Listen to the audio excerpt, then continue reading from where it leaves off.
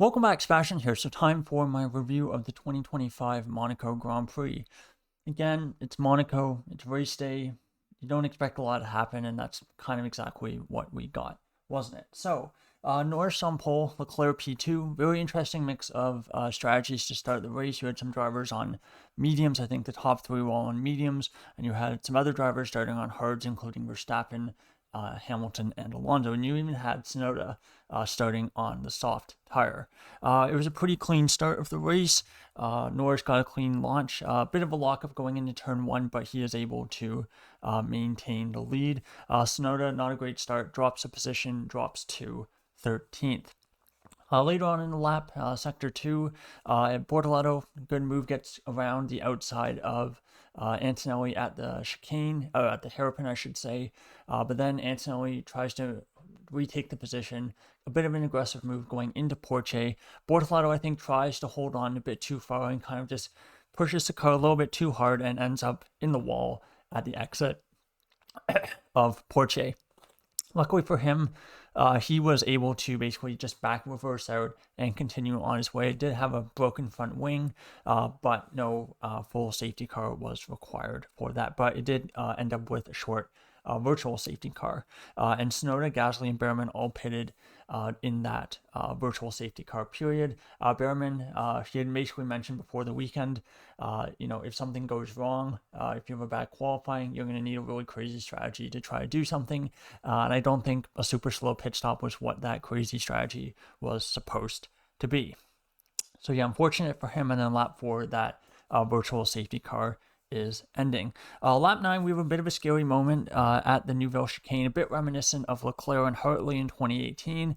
I think at first we thought it was brake failure, but based on Gasly's interviews post-race, it seems like he basically just completely misjudged where Tsunoda was going to be. And I think Tsunoda perhaps maybe moved a little bit too close to the racing line and caught Gasly out a little bit.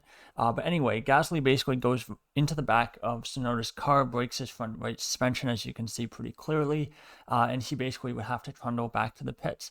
Luckily for Tsunoda, I think he actually had very low damage. It seems it basically was just Gasly's front left wheel on Tsunoda's rear right. And yeah, Gasly basically skipped the Nouvelle chicane, almost made contact with another car, I believe Stroll.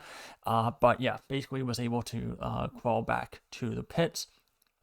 That brings out another virtual safety car, but this time pit entry is closed because Gasly is kind of in a bit of a dangerous position, and it would be kind of unsafe if a bunch of cars just suddenly came into the pits at that point. So that kind of ruins that opportunity for cars to try to pit under the virtual safety car. Lap 13, Hulkenberg pits after a couple laps after the VSC ends. And he comes out last, and Colapinto follows him the following lap. Lap 15, this is where some of the tactics that we saw during this Grand Prix started to appear.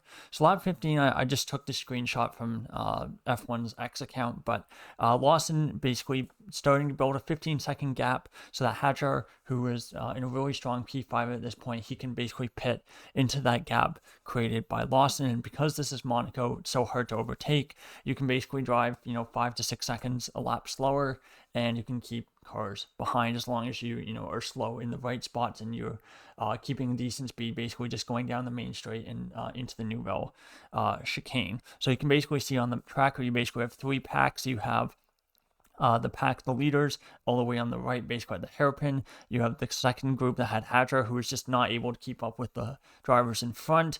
And then you have the Lawson train keeping a whole bunch of drivers behind there.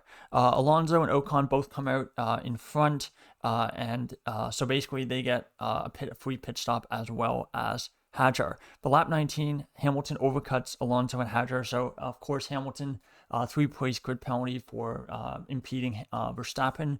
I thought it was a fair penalty, but a little bit weak. We've seen some pretty ridiculous impeding incidents over the years at Monaco, and I thought that one was it was a fair penalty, but again a little bit on the weak side. But Hamilton gets 2 of those 3 positions back, overcutting Alonso and Hadjar at the first pit stop.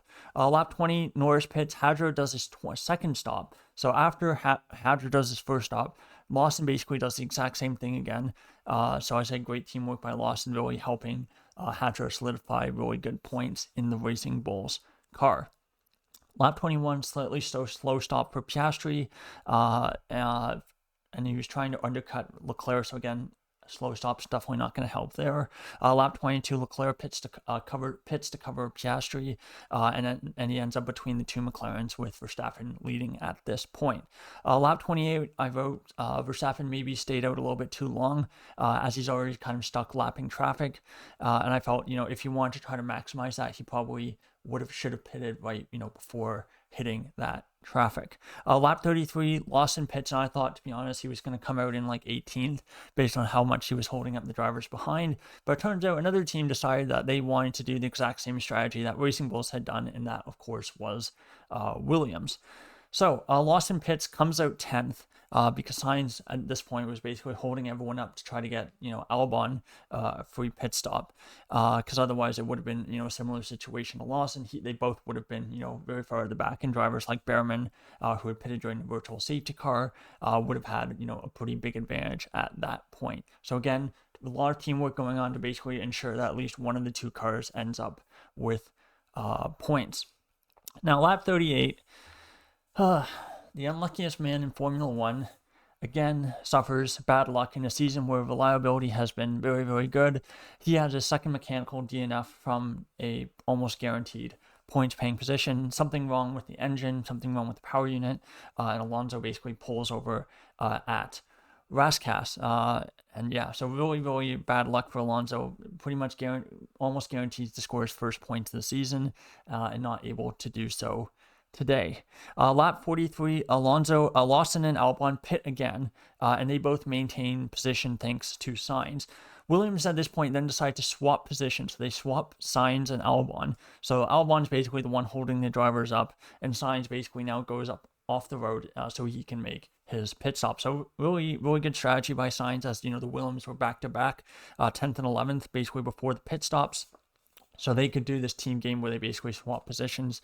And of course, Racing Bulls couldn't do that because they had Ocon in the middle. Otherwise, I think, they probably would have done something pretty similar. But for Lawson, luckily for him, given that the two Williams drivers were doing this, it really worked out for the pair of them. Let's see. Yeah, so they need a safety car, but pit lane is, basically I wrote, if you really want to spice this race up, you would get a safety car, but the pit lane is closed. That would just cause absolute chaos, and you probably could have had, depending on the timing of that safety car, Hadro could have gotten himself up on the podium if that had happened. Lap 49, Piastri pits, Leclerc follows next. Ferrari, I thought, should have pitted as soon as Norris hit the traffic in front, but, I think they waited a little bit too long. Otherwise, could have maybe put a little bit of pressure on Norris there, as he wouldn't have been able to push particularly hard on that in-lap. Lap 51, this is where Russell, who's basically been stuck behind Williams for the whole race, is so frustrated that he decides to just intentionally cut the Nouvelle chicane. And he says, basically the team on the radio says, give the position back, and he says, no, I'll just eat whatever penalty they give me. And he basically is able to build such a gap that that's exactly what happened.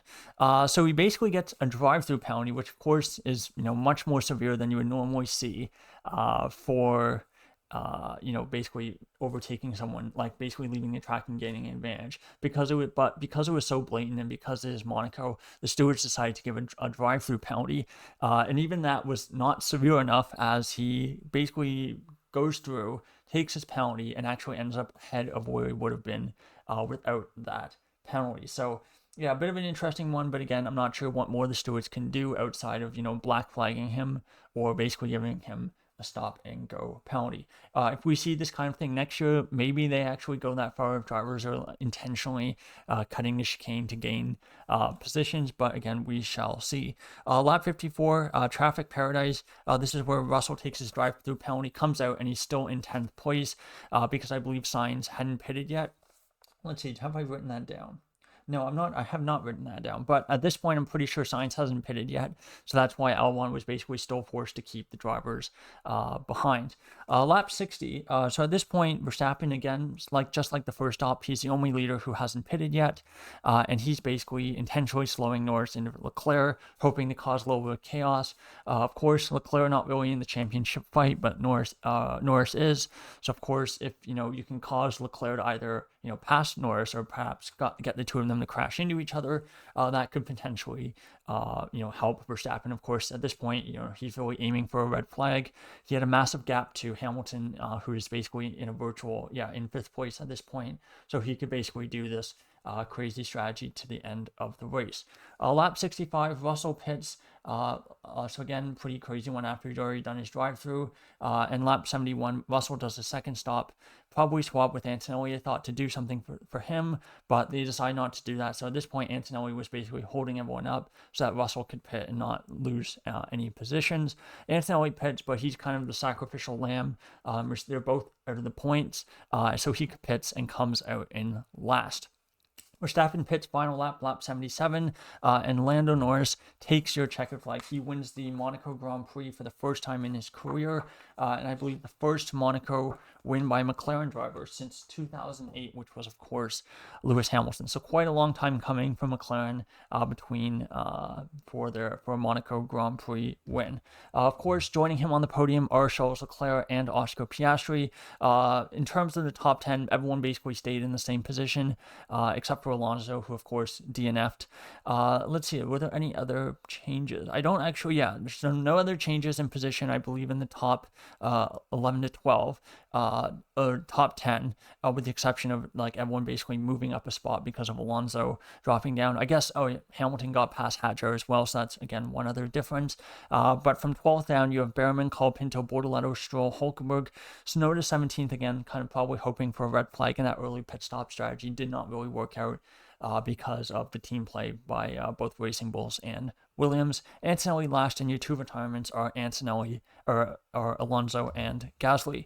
Taking a look at your championship standings, Norris closes up quite a bit on Piastri. He now leads by 3 points, 161 to 158 for Norris. Verstappen chugging away in third, still loses some ground to the two McLarens ahead, but again continues to build a pretty big cushion over Russell in fourth. So Verstappen on 136, Russell on 99, Leclerc fifth on 79, Hamilton sixth on 65, followed by Antonelli on 48 and Albon surprisingly close to Antonelli on 42 points. Ninth is Ocon on 20, followed up by Hadjar, who jumps quite a few spots. He's now in 10th. Finally, the Stroll 10th place era is now over, and Hadjar is now sitting there on 15 points. Stroll only drops out one spot into 11th. Sainz again 12th on 12 points, and Tsunoda drops quite a few positions down to 13th on 10 points. Further down, I think Lawson, of course, finally gets off the mark. He has his first points of the season with 4, and I believe that's personal best finishing position for him of 8th. Kind of crazy to think that it's better than anything he was able to do in those 2 races at Red Bull. In terms of the Constructors' Championship, McLaren really extend their lead. They're sitting on 319 points, but the gap between second, third, and fourth has closed up quite a bit. So if Ferrari can get on top of their car, it could be quite interesting between those 3 teams to see who comes second. So Mercedes are sitting on 147, Red Bull third on 143, and then Ferrari fourth on 142. Fifth, of course, are Williams on 54, 6 Haas on 26. Racing Bulls jump past Aston, so they're now sitting on 22, followed up with Aston now dropping, again, that one position, Alpine 9th, and Sauber in 10th. So there you go. There's your review of the 2025 Monaco Grand Prix. Thought it was, I think the 2-stop strategy definitely made the strategy intrigue a little bit better, especially quite a bit better than last year, where it was the 1-stopper under the red flag. Not sure how much it compared to like a normal Monaco Grand Prix where you don't have red flags or safety cars. I would say it's about the same level. Again, it is another interesting thing. I think they probably keep the rule for next year. One other thing I think as well is that the only downside of this is that one of the under a normal rules where you have just a 1-stop strategy, cars can basically there is actually a little bit of tire wear, and that can create a little bit of jeopardy towards the end of the race. But here, where basically you have 2 mandatory stops, no one was really struggling too much for tire wear. Basically it meant they could push a little bit more when they had clean air and when they weren't, backing other drivers up. So it meant that, overtaking was actually even more difficult, I think, than usual. Of course, the benefit of the two-stop, I think, is that you have a little bit more potential for things to change through strategy. But of course, the downside is, I think, because of pushing, they were able to push more through the whole race. It means that overtaking on track actually becomes even more difficult than it already was before. But you're basically going from like a 1% chance of overtaking to a 0.5% or 0.4% chance of overtaking. So again, not really a big difference there. So anyway, thank you so much for watching, and I'll be back with my power rankings tonight. Goodbye.